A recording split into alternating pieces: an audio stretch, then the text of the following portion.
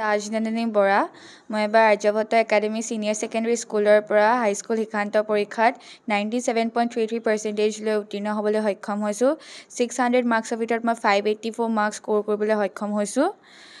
আৰু যদি এইবাৰ 10টা ৰেংক দিলেহেঁতেন সম্ভৱ মই 6 বা 7 পজিশ্যনত থাকিলোহেঁতেন কিন্তু এতিয়া নিদিলে আৰু কি কৰিম মাত্ৰ 3টা স্থান দি থৈ দিলে প্ৰথমৰ পৰাতো কৈ আছিলে যে নিদিওঁ বুলিয়ে কিন্তু লাষ্টত দি দিলে হঠাতে বহুত আনপ্ৰিপেয়াৰ্ড আছিলোঁ এই চিটুৱেশ্যনটোৰ কাৰণে কিন্তু দিয়াহেঁতেন ভাল লাগিলেহেঁতেন এতিয়া আৰু এডুকেশ্যন ডিপাৰ্টমেণ্টে নিদিলে এতিয়া কিনো কৰিম আমি সেয়াই আৰু বেয়াটো লাগিবই কাৰণ প্ৰতি বছৰে 10টা স্থান দি আহে আৰু এইটো আমাৰ আৱেগৰ নিচিনা হৈ পৰিছে আৰু নিদিয়াহেঁতেনো ক'বলগীয়া একো নাছিলে দিলে মাত্ৰ 3টাই লাষ্টত গৈ পেলাই দিয়াহেঁতেন গোটেইকেইটাই দি দিব লাগিছিলে কাৰণ এই এক্সামটো ল'ৰা ছোৱালীবিলাকক এনকাৰেজ কৰিবলৈ যিহেতু পতা হয় এনেকুৱা নহয় যে কম্পিটিটিভ এক্সামবোৰৰ নিচিনাকৈ এলিমিনেশ্যনৰ ওপৰত ডিপেণ্ড কৰে তো দিয়াহেঁতেন ভাল লাগিলেহেঁতেন সেয়াই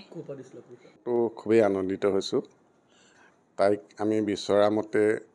যিমানটো বিচাৰিছিলোঁ সিমানটো অকণমান কম যেন লাগিছে কাৰণ তাই ছ'চিয়েল ছায়েন্সত আৰু কেইটামান জেনেৰেল মেথছত 100% পোৱা কথা আছিলে আৰু সেইমতে দেখাত আশা নেদেখিলোঁ নম্বৰটো সেইখিনিতে অকণমান দুখিত আৰু তেতিয়া মই ভাবিছিলোঁ তাই কৰা মতে যদি পালেহেঁতেন তেতিয়াহ'লে হয়তো 1 নম্বৰটো অহাৰ এটা আশা আছিলে ক'ত কি হৈ গ'ল এতিয়া আমি ক'ব নোৱাৰিম সেইখিনিতে অকণমান দুখিত আৰু এনেইতো ঠিকেই লাগিছে তাই যথেষ্ট কষ্ট কৰিছিলে কষ্টৰ ফল এটা পাইছে বুলি ভাবিছোঁ আৰু নামমাত্ৰ আৰু আশা কৰোঁ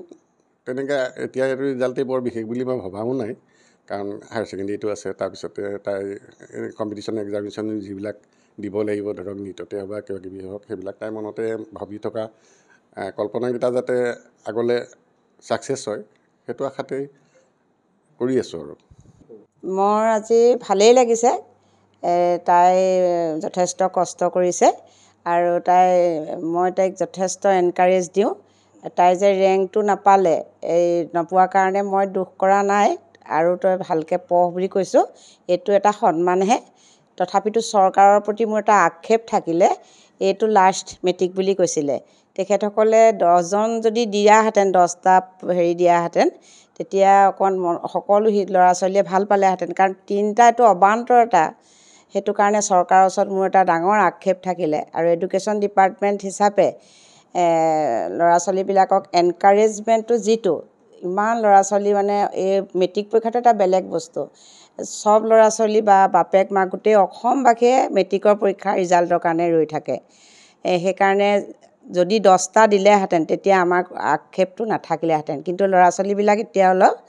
মানে ডিগ্ৰেড হৈছে এই মেটাৰটোৰ কাৰণে